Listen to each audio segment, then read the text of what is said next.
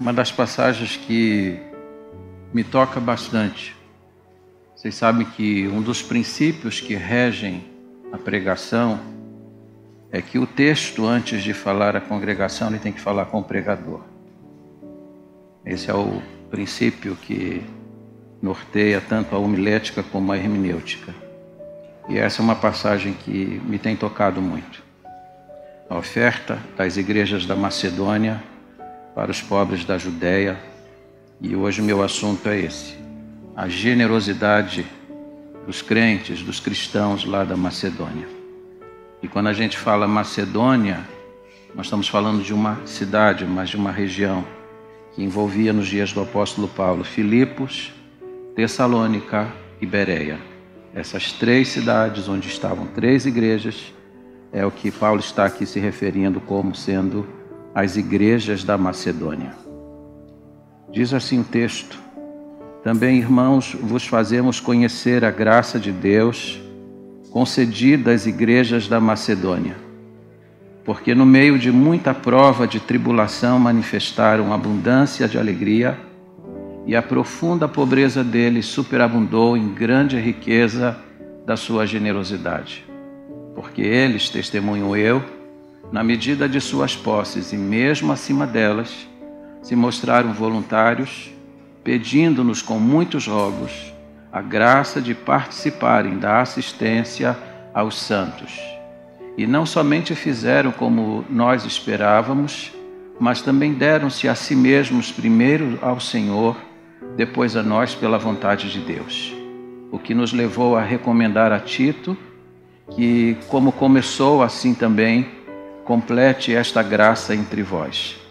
Como, porém, em tudo manifestais superabundância, tanto na fé, na palavra, como no saber e em todo cuidado, e em nosso amor para convosco, assim abundeis também nesta graça. Não vos falo na forma de mandamento, mas para provar pela diligência de outros a sinceridade do vosso amor. Pois conheceis a graça de nosso Senhor Jesus Cristo, que sendo rico se fez pobre por amor de vós, para que pela sua pobreza vos tornasseis ricos.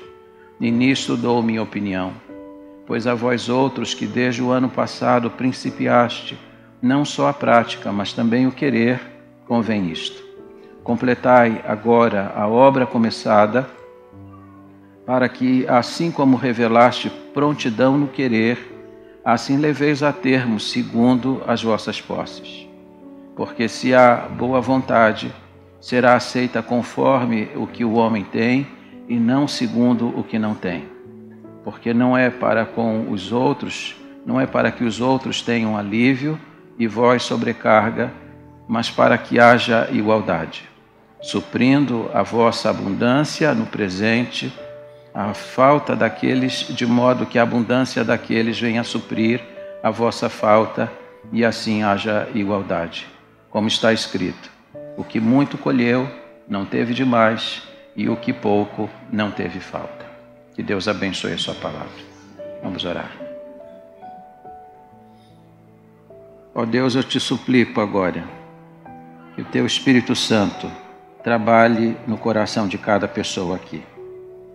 Que o Senhor faça aquilo que eu não sou capaz de fazer, porque eu sou apenas um homem limitado, e eu peço agora que o teu Espírito Santo, que rege a vida da igreja, que o teu Espírito Santo que inspirou esta palavra, possa, Deus, fazê-la aplicável a cada um de nós.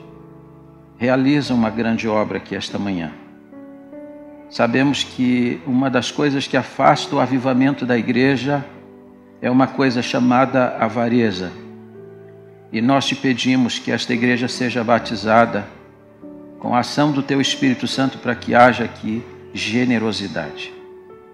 A tua obra reclama isso de nós. O avanço da obra reclama isso de nós.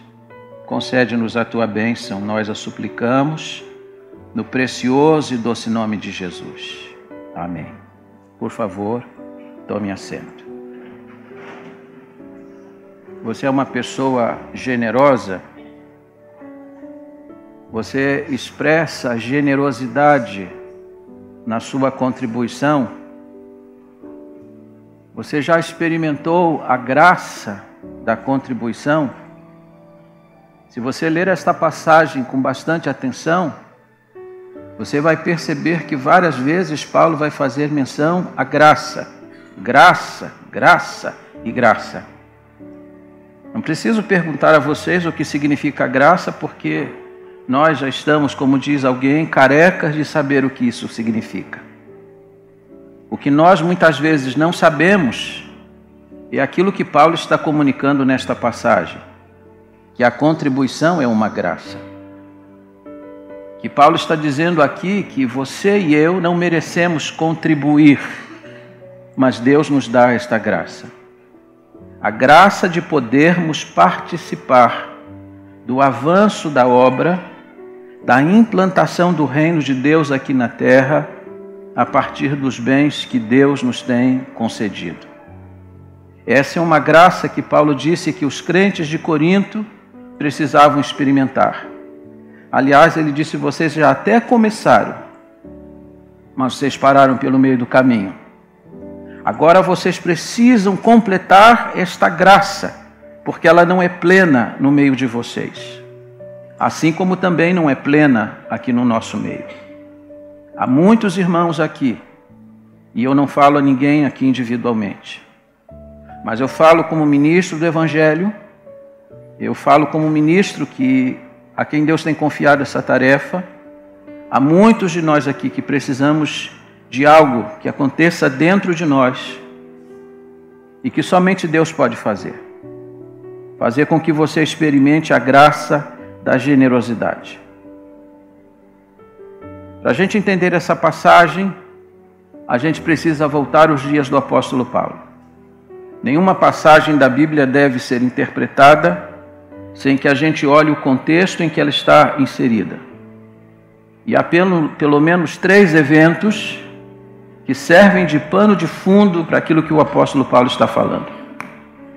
Nos dias do Império Romano, nos dias do imperador Calígula, diminui só um pouquinho para mim, diminui um pouquinho. Houve um grande terremoto, e esse terremoto afetou a agricultura, houve um colapso econômico, o que trouxe um empobrecimento em todo o Império Romano. Esse foi o primeiro evento.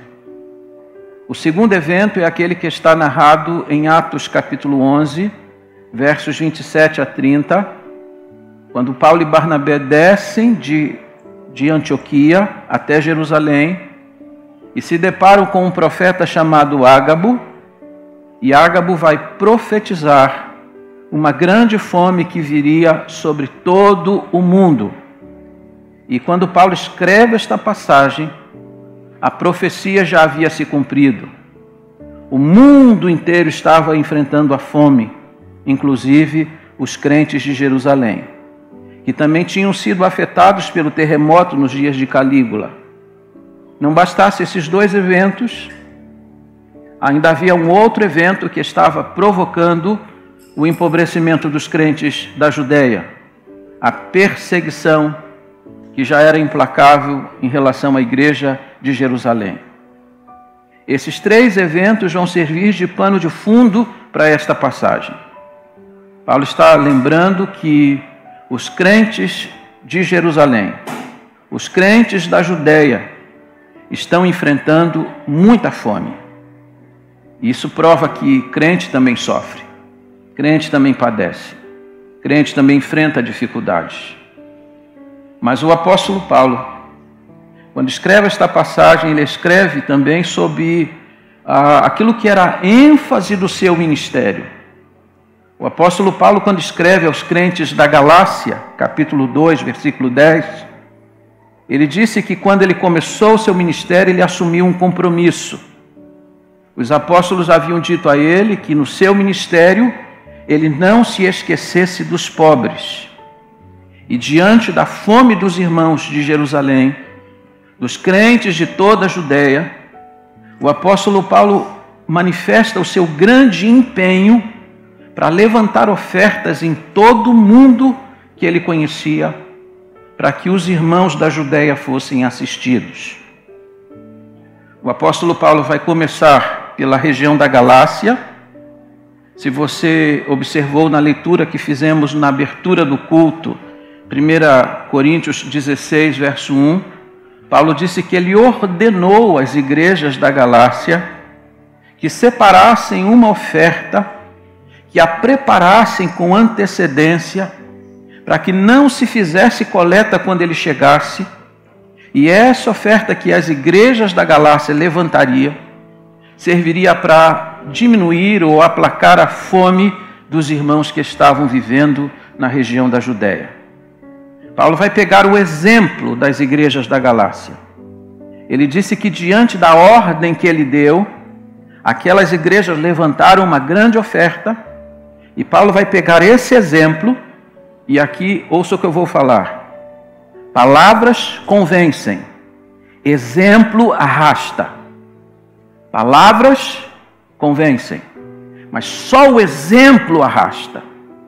E o apóstolo Paulo vai usar o exemplo dos irmãos da Galácia, e esse exemplo ele vai falar para a igreja de Corinto. Vai dizer para eles que os irmãos da região da Galácia estão mobilizados em ajudar os irmãos da Judéia. Quando os irmãos de Corinto ouvem sobre isso, também se sentem tocados pelo exemplo, começam a levantar uma oferta. Acontece que o apóstolo Paulo não pôde ficar em Corinto, então Paulo partiu, porque Paulo está fazendo uma incursão para levantar recursos para ajudar as igrejas. Quando Paulo se retira de Corinto, a igreja de Corinto põe o pé no freio. Eles só esperaram o apóstolo Paulo ir embora, e eles deixaram a mobilização de lado. Acontece que a comunicação nos dias de Paulo não era como é nos dias de hoje. Eu quero falar com alguém agora, no outro lado do mundo, eu mando uma mensagem de WhatsApp, ele vai ouvir e vai acessar agora. Paulo já está em outra região, Paulo já está pregando em outros lugares, mas ele não sabe que os irmãos de Corinto haviam abandonado aquele projeto. Paulo agora está na região da Macedônia, ele está trabalhando em Filipos, em Tessalônica, em Bereia, e dizendo para os irmãos, sabem, os irmãos lá de Corinto estão mobilizados, eles estão levantando ofertas. Paulo está afirmando isso, quando na verdade a igreja de Corinto já havia abandonado o projeto havia muito tempo. E a Bíblia diz que os irmãos da Macedônia, quando ouviram falar que os irmãos de Corinto estão também imbuídos em levantar oferta para ajudar os irmãos pobres da Judéia, eles se mobilizam. Mas Paulo disse que eles estão mobilizados em função de um exemplo que de fato não havia acontecido ainda. Os irmãos de Corinto haviam deixado esse intento de lado. Paulo então vai escrever 2 capítulos, capítulo 8 e capítulo 9, para exortar a igreja de Corinto, para ensinar a eles sobre a graça da contribuição. Vai mostrar o que a contribuição cristã representa. E eu penso que você que está aqui hoje deveria rasgar o coração, abrir os seus ouvidos para entender o que o apóstolo Paulo está ensinando nesta passagem. Você nunca será um crente pleno, você nunca será um crente maduro, você nunca será um crente completo se você não alcançar esta graça. Nós precisamos desta graça. O que nós precisamos olhar aqui hoje, efetivamente nesta manhã? Primeiro, a graça da contribuição é uma graça, a contribuição cristã é uma graça concedida à igreja. Nós sempre falamos sobre a graça, graça como favor imerecido. Quando pensamos na graça, pensamos na iniciativa de Deus em enviar Jesus Cristo ao nosso encontro, de Jesus nos salvar na nossa condição de pecadores. Uma bênção, um privilégio que nós de fato nunca merecemos. Eu tenho ensinado aqui exaustivamente o que é graça. Mas o apóstolo Paulo, nesta passagem, faz menção a um aspecto da graça que a gente ignora. Capítulo 8, versículo 1, ele diz assim: também, irmãos, vos fazemos conhecer a graça de Deus concedida às igrejas da Macedônia. Paulo está dizendo que Deus concedeu uma graça àqueles irmãos. Deus deu a eles um privilégio que eles não mereciam, que era o privilégio de poder participar, de poder colocar os seus recursos para que a obra fosse realizada entre os irmãos da Judéia, para que os irmãos fossem assistidos, para que a pobreza e a fome fosse aplacada. Nós gostamos e normalmente pensamos em contribuição como um tributo, como um imposto. Aliás, há muitas pessoas que vêm à igreja e dizem assim: eu vim aqui pagar o dízimo, eu vim aqui pagar isso, pagar aquilo outro. Você não está pagando nada. Aliás, nem dando você está. Quando falamos em entregar uma oferta, você diz: eu não vou dar. Você não está dando nada. Quem está dando é Deus. Deus está dando a você uma oportunidade de pegar os bens que Ele tem confiado a você e colocar na obra dEle. Se você não participa de nada, não contribui com nada, você abriu mão da graça de Deus. Portanto, você não pode ser completo como crente. Aliás, você não pode nem se declarar evangélico. Porque uma igreja evangélica se pressupõe uma igreja que põe os recursos, põe a vida, os talentos, tudo que tem, para que a obra de Deus e o reino de Deus seja implantado na terra. Alguém disse que se uma igreja ela não é missionária, ela deveria ser evangelizada, porque essa igreja não é uma agência, essa igreja é um campo missionário. Por onde andam os nossos bens? O que fazemos com ele? A última vez que eu li uma estatística de quanto nós investimos na obra, eu fiquei horrorizado. Entre os batistas brasileiros, nós contribuímos para missões por ano, de forma per capita, 50 centavos. Eu lhe pergunto, Jesus deu uma ordem há 2000 anos atrás para fazermos com que seu nome seja conhecido no mundo inteiro. Você sabe o quanto custa o sustento de um missionário fora do Brasil? Você sabe quanto custa um missionário na Europa? O sustento dele é pago em euros. Você sabe quanto isso custa? E você não participa de nada? Você não desfruta desta graça? Como que você vai se portar diante do trono quando Deus chamar você e você tiver que prestar contas? Porque Deus vai chamar você. Deus vai chamar a cada um de nós. E não vai ser o tesoureiro, não vai ser alguém, vai ser o próprio Deus perguntando a você o que Ele fez, o que você fez com os recursos que Ele deu para você. Você gastou com cosmético, você gastou com reforma, você gastou com carro, você gastou com isso, você gastou com viagem, tudo para você mesmo. Mas você não colocou isso à disposição de Deus. 3 princípios regem a contribuição. A avareza diz: o que é meu, é meu. A indiferença diz: o que é seu, é seu. A generosidade diz: o que é meu, também é seu. O que é meu, não é meu, é de Deus. Qual é o princípio que está regendo a nossa contribuição?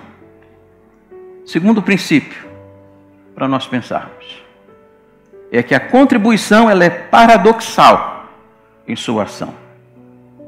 Veja o que o apóstolo Paulo diz no verso 2. Todos com Bíblia aberta, por favor. Porque no meio de muita prova de tribulação, manifestaram abundância de alegria, e a profunda pobreza deles superabundou em grande riqueza de sua generosidade. A maior oferta para ajudar os irmãos da Judéia, quem levantou foram as igrejas da Macedônia.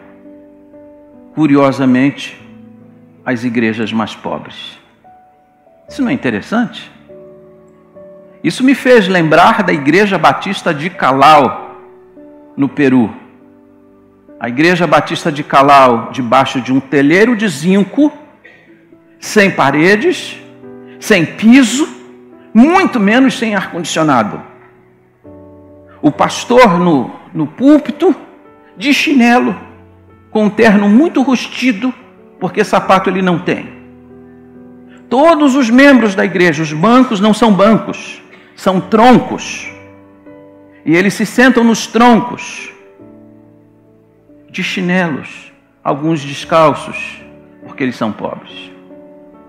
E aí a Junta de Missões Mundiais revela num dos seus relatórios que a Igreja Batista de Calau, de gente muito, mas muito pobre, gente para quem você diria assim, por favor, você não precisa contribuir, porque você é muito pobre.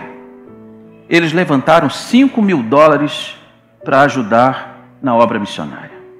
Isso é um tapa na cara da gente. Isso é uma vergonha para a gente. Você está aqui de sapato, bem vestido, veio no seu carro, você mora numa boa casa e você não dá nada? Você não contribui com nada? Isso é uma vergonha para você. E isso vai testificar contra você no dia que você chegar diante de Deus para prestar contas. Porque você não tem justificativa. É isso que Paulo está dizendo para a igreja de Corinto.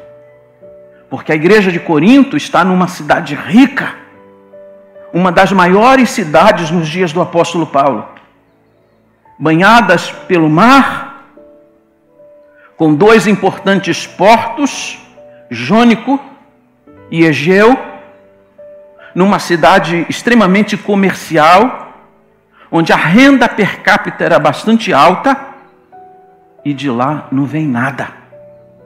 Os que mais tinham não davam nada, e os que não tinham nada eram os que davam mais.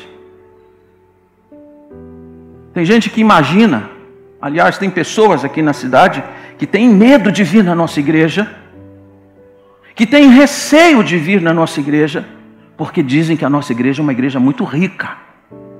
Olha lá, aquela igreja rica. Não, eu sou uma pessoa pobre, eu nem vou lá. E ela imagina que, por ser uma igreja aparentemente muito rica, que as pessoas que mais dão recursos aqui são pessoas abastadas. Elas não sabem de nada.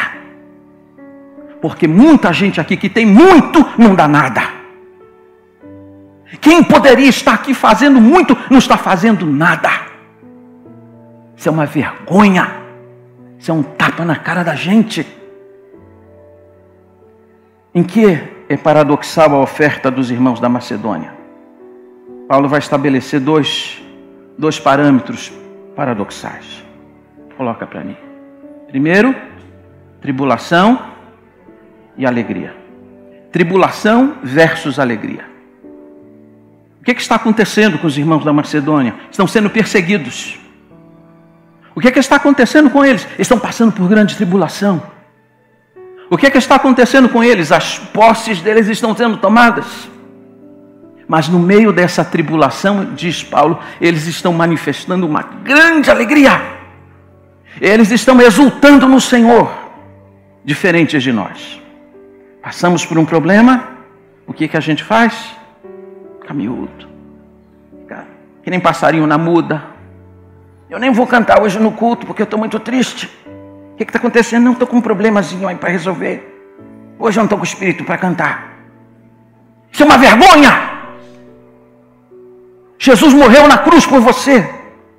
Derramou o seu sangue na cruz por você. Deu tudo o que ele tinha por você. E você diz que não tem motivos para cantar. Você é uma vergonha como crente. Esses irmãos estão passando por uma grande tribulação, mas estão manifestando grande alegria no Senhor. Diga para a pessoa do seu lado: alegre-se no Senhor. Aprenda a cantar no meio das tribulações. Aprenda a louvar a Deus no meio das adversidades. Porque quando você não faz isso, você é uma vergonha como crente. Segundo paradoxo. Grande pobreza, grande riqueza. Muito pobres, mas pobre de maré descer. Mas são os que manifestam maior riqueza na hora de contribuir. Porque eles não contribuem com sobras, eles estão contribuindo com o melhor do que eles podem ofertar. Você vem na igreja, fica assim procurando no bolso uma moedinha, como se Deus precisasse de uma esmolinha. Não, eu vou dar só essa moedinha aqui e isso basta. Eles não estão entregando moedinha, eles estão entregando o melhor. É um paradoxo. Como eu gostaria de viver isso. Terceiro lugar. A contribuição cristã, ela é transcendental em sua oferta. Transcendental é uma palavra que vem da escolástica, que foi uma filosofia que ocorreu entre os séculos 9 e 16 e que varreu as universidades. Transcendental é aquilo que está além da compreensão. Aquilo que você não pode compreender. Pois a oferta dos irmãos da Macedônia foi assim. Uma oferta transcendental. Era incompreensível. Se você fosse visitar as igrejas da Macedônia, provavelmente você diria assim para eles: deixa esse negócio aí para a gente que tem mais. Vocês são pobres demais. Quando eu pensei sobre isso, eu lembrei de um diálogo que o pastor, aliás, 2 pastores já falecidos, 2 pastores batistas do mais alto nível, João Falcão Sobrinho, que escreveu os nossos periódicos e muitos livros sobre mordomia cristã, e Miqueias da Paz Barreto. Um dia, João Falcão Sobrinho encontrou com Miqueias num aeroporto lá em Pernambuco e começaram a conversar depois de muitos anos que não se viam. E aí Miqueias começa a dizer para o pastor João Falcão Sobrinho que ele tinha um grupo assim, de gente muito pobre da igreja dele, que morava assim junto do manguezal em Palafitas, e que ele tinha visitado naqueles dias. E ele disse assim para aqueles irmãos: olha, vocês são tão pobres, mas tão pobres, vocês não precisam contribuir não. A igreja batista da Capunga é uma igreja tão rica, tem gente tão rica, e vocês são tão pobres. Deixa só os ricos contribuírem, vocês são pobres demais. Quando João Falcão Sobrinho ouviu isso, disse: Miqueias, você está em pecado. Você está condenando os crentes pobres da sua igreja a serem sempre muito pobres. Porque a contribuição é uma forma que Deus tem para abençoá-los, e você está condenando eles a viverem nessa pobreza extrema para sempre.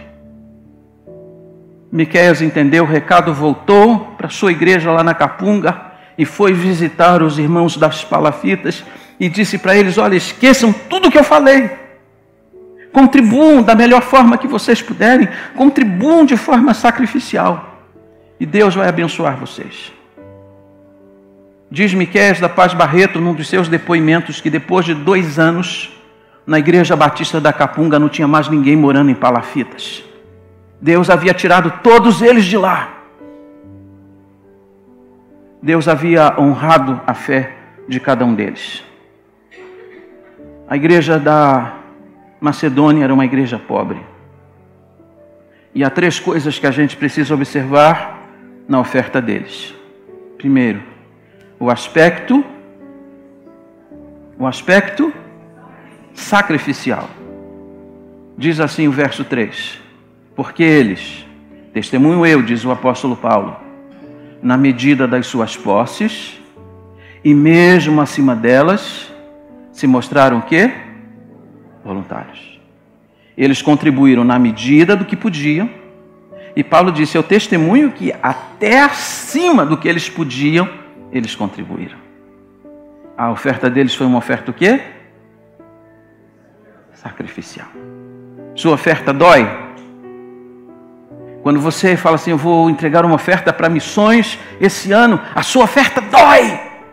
Quando é que a oferta dói? Marido, compra um sofazinho novo. Aí depois você fala assim, mas vem a campanha de missões, né? Eu acho que eu posso esperar para comprar um sofá depois. Eu abro mão do sofá para que alguém do outro lado do mundo ouça falar de Jesus Cristo. Aí sua oferta dói. É quando você abre mão de alguma coisa que você acha que é muito importante para você, para que outros possam ouvir o Evangelho. Aí a sua oferta é sacrificial. A oferta desses irmãos aqui era isso. Segundo lugar, o aspecto voluntário. Paulo disse que eles se mostraram voluntários. Ninguém foi lá dizer assim, tem que contribuir. Não foram obrigados. Eles se apresentaram voluntariamente. Aliás, se a gente olhar a passagem, aparentemente parece que Paulo havia tentado exonerá-los da obrigação de contribuir. E eles ficaram tristes porque eles pediram com muitos rogos. Eles disseram assim para Paulo, por favor, nós também queremos contribuir. Já pensou se isso acontecesse aqui? O povo dizendo assim, pastor, por favor, a gente quer contribuir, deixa a gente contribuir. O que o povo faz? Isso não é comigo.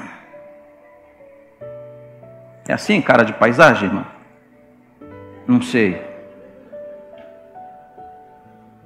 Aspecto voluntário. Terceiro, aspecto pessoal. Verso 4. Pedindo-nos com muitos rogos a graça de participarem da assistência aos santos. Um expositor chamado Denney observa que nessa passagem, em nenhum lugar o apóstolo Paulo usou a palavra dinheiro. Mas ele se refere, Paulo está falando obviamente de dinheiro, mas ele não usa a palavra dinheiro. Paulo vai usar 3 palavras do grego para se referir à contribuição. Ele disse, pedindo-nos com muitos rogos a graça. Graça é charis. É um carisma de Deus. É uma graça, é um favor de Deus. De participarem. Participarem aqui é koinonia. O que é koinonia? O que é koinonia? Comunhão. O que é comunhão na igreja? Eu te amo com o amor do Senhor. Abraça seu irmão. Já temos comunhão. Mas se ele tiver com fome, e se ele tiver necessidade, nós precisamos participar, precisamos assisti-lo. Isso é koinonia. E a terceira palavra que Paulo vai usar aqui é a palavra diaconia. Participarem da assistência aos santos. A assistência aqui é diaconia. O que é diaconia? Agora eu peguei vocês. Serviço. Servir os irmãos. Nós precisamos estar prontos para isso. Contribuição é tudo isso que o apóstolo Paulo está mostrando para nós aqui. É uma riqueza muito grande. Quarto e último lugar. A contribuição cristã é o quê? Progressiva em sua prática. E aqui eu quero chamar a sua atenção para 5 coisas importantes.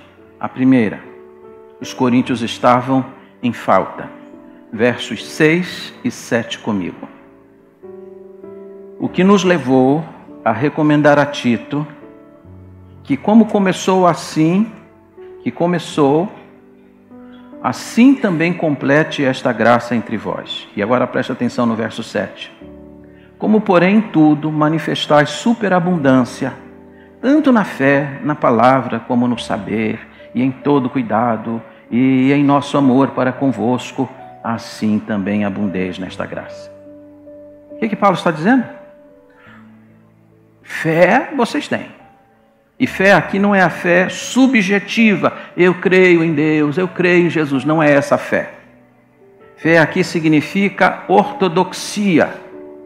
Eu creio na palavra, eu creio nesse princípio doutrinário, eu abraço essa verdade bíblica, como a contribuição pela graça é uma verdade bíblica, isso é ortodoxia, eu abracei, esse é meu princípio de fé. Eu vou ser fiel a Deus com tudo que eu tenho, com tudo que eu sou, isso é um princípio da fé. eles abundam em fé. Eles têm princípios doutrinários bem claros. Paulo disse que eles abundam na palavra. Eles são capazes de ensinar, de pregar muito bem. Paulo diz que eles dominam isso. Eles também dominam o saber. Eles têm sabedoria para conhecer os grandes mistérios que Deus tem revelado em sua palavra. Mas numa coisa eles estão em falta. O que está faltando para eles? O que está faltando? Graça para contribuir. Paulo disse, foi por isso que eu mandei Tito para o meio de vocês. Eu encomendei a Tito, vá para Corinto e trabalha no meio deles, para que esta graça se complete no meio deles. Eles precisam saber isso, eles precisam aprender isso. Eles já aprenderam sobre vários princípios da fé, mas ainda não aprenderam sobre graça da contribuição. Está faltando isso. Eles não são completos, eles não são íntegros. Quando você compra pão integral, você compra pão integral por quê? Porque diz que aquele pão ele está completo. Qualquer alimento integral se diz ele está completo. Eles não são íntegros, eles estão em falta. Está faltando alguma coisa na vida deles. Está faltando essa graça. Segunda coisa, os coríntios agiam sob pressão. E Paulo não quer que eles ajam sob pressão. Nem eu quero. Verso 8. Não falo na forma de mandamento, mas para provar pela diligência de outros a sinceridade do vosso amor. Em 1 Coríntios 16:1, Paulo disse que ele deu uma ordem à igreja da Galácia para que eles contribuíssem. Eu ordenei às igrejas da Galácia. Mas as igrejas da Galácia não eram igrejas ensimesmadas como era a igreja de Corinto. A igreja de Corinto era uma igreja difícil, orgulhosa, difícil na contribuição. Então Paulo disse, eu não vou nem dar uma ordem, porque eles não vão aceitar a ordem. Então eu não falo para vocês como mandamento, eu estou fazendo um pedido a vocês. Provem, porque a vida cristã é uma vida de prova. Você não é aquilo que você fala, você é aquilo que você faz. De que adianta você dizer, sou evangélico, creio em Jesus Cristo, se na sua vida não tem prova? Paulo disse, provem. Provem a sinceridade do vosso amor. Mas ele disse, eu não vou mandar, eu vou apenas pedir. Isso que eu estou fazendo a vocês aqui não é um mandamento, porque eu não quero que vocês ajam sob pressão, eu quero que vocês provem a sinceridade do amor. Porque se você ama, você vai o quê? Contribuir. Se você não ama, você não contribui. Não vem com conversa fiada dizendo, não, que eu amo Jesus, ama nada. Que eu amo a causa de Jesus, ama nada. Não tem prova de sinceridade de amor. Quem deu prova de sinceridade de amor foram os irmãos da Macedônia, que eram pobres e não fizeram disso motivo para desculpar-se. Terceiro, os coríntios conheciam o quê? A graça. Verso 9. Pois conheceis a graça de nosso Senhor Jesus Cristo, que sendo rico se fez pobre por amor de vós, para que pela sua pobreza vos tornasseis ricos. Olha para mim, por favor. O exemplo dos irmãos da Macedônia não é suficiente para convencer vocês? O exemplo dos irmãos pobres da Macedônia não é suficiente para que vocês coloquem a mão no bolso e contribuam? Então olhem para o exemplo de Jesus. Paulo está dizendo, vocês lembram da graça dele? Ele era muito rico, mas muito rico. Mas ele abriu mão da sua riqueza. Ele se fez pobre para que pela sua pobreza todos nós fôssemos enriquecidos. Cristo deu tudo e você não dá nada. Cristo deu o céu para você e você não é capaz de dar dinheiro. Irmãos, dinheiro é a menor parte. Dar dinheiro é muito fácil. Dar dinheiro é mais fácil do que dar a própria vida. E Cristo deu a sua vida. E Ele fez isso por sua graça. Paulo disse, vocês conhecem a graça. Conhecem, mas não a vivem. Conhecem, mas não a experimentam. Conhecem, mas não a colocam em prática. O que adianta conhecer? Aliás, o que você conhece é aquilo que vai julgar você no último dia. Quarto lugar. Os coríntios tinham o quê? Boa intenção. E dizem que de boa intenção o quê? Como é que é o ditado? De boa intenção o inferno está cheio. Pastor, um dia eu vou contribuir. Boa intenção. Um dia. Quando eu ganhar na loteria, eu vou contribuir. Se eu jogar na Mega Sena e eu ganhar, pastor, pode ficar tranquilo, eu vou construir um novo templo. Aliás, vou abrir aqui um parênteses. Já me sugeriram aqui fazer leilão. Aliás, teve um pastor esses dias que fez um leilão na internet, vocês viram? Esse meu relógio aqui vale 30 mil. Quem quer dar 40 mil? 40 mil. Quem quer dar 50? Aqui nós não fazemos leilão. Aqui nós não fazemos rifa. Aliás, eu fico até envergonhado quando a gente precisa fazer venda de alguma coisa para fazer o povo contribuir para missões. Vamos fazer cachorro-quente para missões. A iniciativa de quem faz é legítima. Mas tem muita gente que diz assim, eu vou contribuir para missões, mas me dá um cachorro-quente primeiro. A verdade, irmãos, é que a gente não tinha que vender nada. Nem almoço, nem cachorro-quente, nem coisa nenhuma. Você deveria simplesmente chegar e dizer, eu vou entregar uma grande oferta para missões. Ano passado eu fiz um desafio pessoal. Falei, eu vou entregar a maior oferta missionária de todos os tempos da minha vida. E Deus me abençoou. Esse ano, de novo, Deus colocou no meu coração, faça a sua maior oferta de todos os tempos. E eu não vou precisar ganhar cachorro-quente, não vou precisar ganhar almoço, não vou precisar ganhar coisa nenhuma em troca. É dar e simplesmente dar. Isso é avivamento. Quando você vier aqui entregar uma oferta sem precisar que ninguém lhe dê nada em troca, isso será avivamento nessa igreja. Eu sonho com o dia em que a gente não vai precisar vender mais nada aqui para que o povo contribua de forma indireta. Nós temos que contribuir e simplesmente contribuir porque nós conhecemos a graça. Cristo veio do céu e derramou o seu sangue, perdoou os nossos pecados, estamos limpos para toda a eternidade. Quanto que você pode pagar por isso? Você precisa de cachorro quente?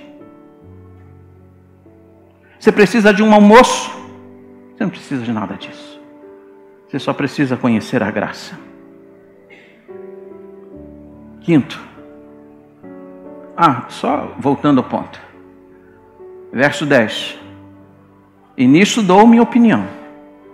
Pois a vós outros que desde o ano passado principiaste, não só a prática, mas também o querer, convém isto. E aí verso 11 ele diz assim, completai agora a obra começada, para que assim como revelaste prontidão no querer, assim a leveis a termo, segundo as vossas posses. Sabe quanto tempo já fazia que eles estavam na intenção de contribuir? 1 ano. Ano passado eles disseram, nós vamos contribuir. E até fizeram umas pequenas ofertas no início. Mas já tinha se passado 1 ano e ficou na boa intenção. Você vai ficar só na intenção?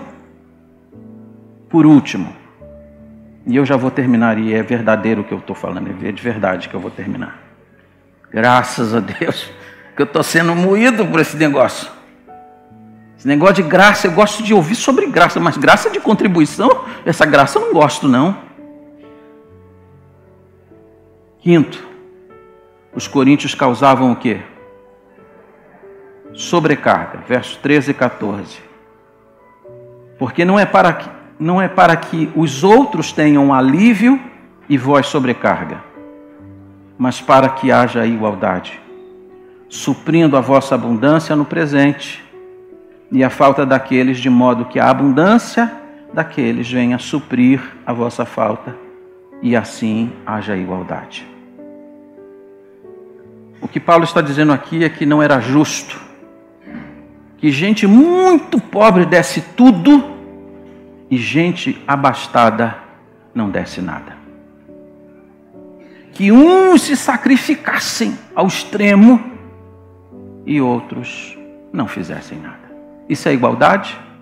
É justo? Nós temos uma carga para carregar. 4 pessoas carregam. 100 pessoas ficam olhando. Isso é justo? É justo? Por favor, me respondam. Isso é justo? Não, não é justo. O justo seria que todos nós dividíssemos a carga. Que todos nós pegássemos a parte que nos cabe e falei, eu vou fazer a minha parte. E o outro faz a sua parte. E aí a obra vai fluir com igualdade. Não pode haver sobrecarga. Mas os coríntios estavam sobrecarregando os irmãos da Macedônia. Estavam deixando a carga para os mais pobres carregarem e os mais abastados, de braços cruzados, só assistindo. Isso não é justo. Vou terminar. Eu li a história de João, um moço que trabalhava em uma fazenda muito rica, muito bonita. E o dono daquela fazenda, todos os dias, saía de casa no final da tarde, ficava olhando para aquela fazenda e dizia, mas como é bonita essa terra, como é vasto o meu pedaço de terra.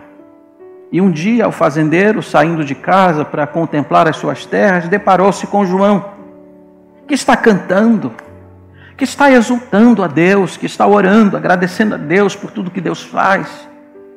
E o fazendeiro pergunta para o João, mas João, por que você está tão feliz, João? Doutor, disse ele, Deus me deu tudo. Deus enviou Jesus para a minha salvação. O meu nome está escrito no livro da vida do Cordeiro. Patrão, os meus pecados foram perdoados. Eu tenho motivos para estar feliz. Ao que o dono da fazenda disse, mas você é uma pessoa tão pobre. Você é meu empregado. Se eu estivesse na sua situação, eu não estaria cantando, eu estaria reclamando. Mas ele disse, João respondeu, mas patrão, é porque o senhor não conhece o meu Jesus. Ah, patrão, se o senhor me permite, esta noite eu tive um sonho, patrão. E nesse sonho eu fui transportado para as mansões celestiais. E o anjo que eu encontrei lá no céu me respondeu assim, avisa lá na fazenda, que o homem mais rico desta região vai morrer esta noite. Patrão, como o senhor é a pessoa mais rica dessa região, eu acho que o senhor deveria se preparar. O patrão ficou pálido, voltou para casa preocupado. Qualquer barulho que ele escutava, ele falava assim, eu pensava, será que eu vou morrer mesmo? No final da tarde o coração estava palpitando, mandou chamar o médico.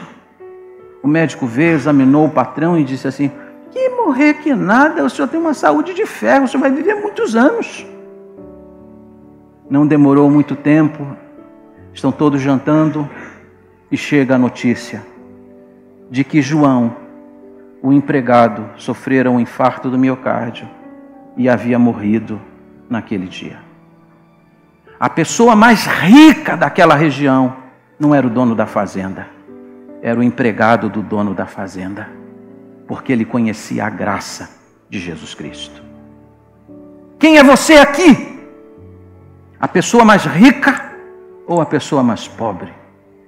Você conhece a graça? Já desfrutou dela? Tem experimentado dela? Que Deus nos dê a graça. E é graça receber graça. Por isso que Paulo, quando escreve sobre a graça, ele diz, vocês recebam a graça sobre graça. E nós vamos dessa graça para compreendê-la de uma forma plena e vivê-la em nossa vida. A igreja em pé, por favor.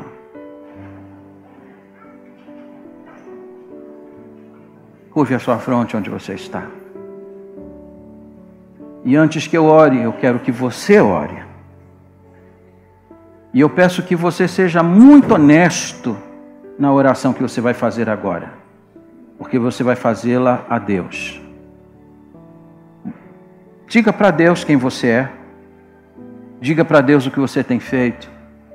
Diga para Deus o que você tem feito com os bens, com os recursos que Ele tem dado para você. Diga para Ele se você é uma pessoa honesta, íntegra, generosa, ou se você é uma pessoa avarenta que precisa do perdão dEle. Ore a Deus, mas ore de verdade. Fale com Deus de verdade. Fale com Deus com honestidade nessa hora. E se você precisar pedir perdão, peça. Mas peça perdão e mude de atitude diante dEle. Ó Deus, eu te dou graças. Te dou graças porque eu sou apenas um servo. Nem sempre prego coisas agradáveis. Nem sempre prego o que as pessoas querem ouvir ou gostam de ouvir. Mas como servo teu, o Senhor me deu uma tarefa essa semana de entregar essa palavra.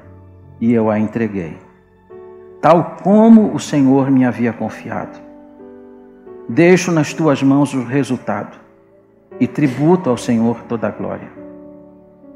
Peço, Deus, pela vida dos meus irmãos, sobretudo aqueles que ainda não experimentaram essa graça.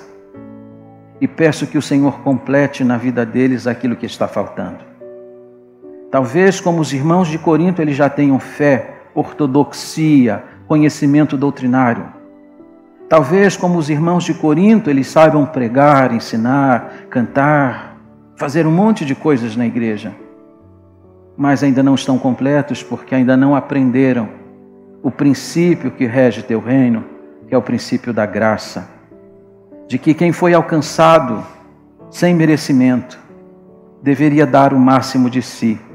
Não para compensar, porque nós não podemos compensar o que o Senhor fez, mas para expressar a gratidão por aquilo que o Senhor fez. Perdoa, Senhor, a nossa avareza. Perdoa, Senhor, porque muitas vezes o nosso Deus é o nosso próprio eu, porque vivemos para satisfazê-lo. Pensamos primeiro em nós do que pensarmos no teu reino. E isso está errado. Isso é uma vergonha para nós.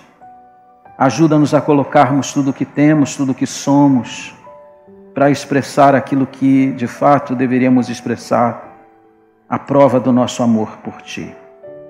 Ajuda-nos a impulsionar o reino de Deus aqui na terra. Ajuda-nos a fazer a obra missionária com os nossos bens. É a oração que eu faço, humildemente em nome de Jesus. Amém.